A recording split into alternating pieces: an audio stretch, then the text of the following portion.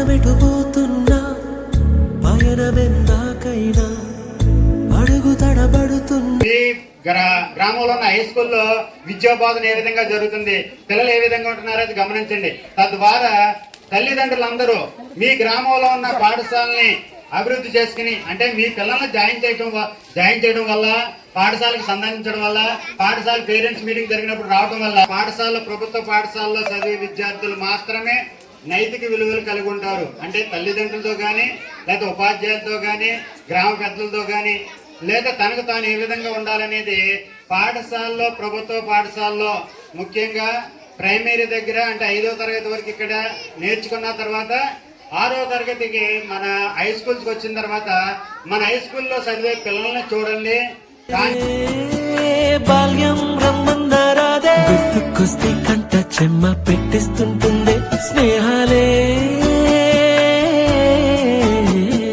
గుండె మీద వేసిపోయే పచ్చబొట్టే. ఆ రోజులు మళ్ళీ రావు, ఈ రోజుల్లో కానే కావు. అంతేలేని ఆనందాలు వెంటే వస్తే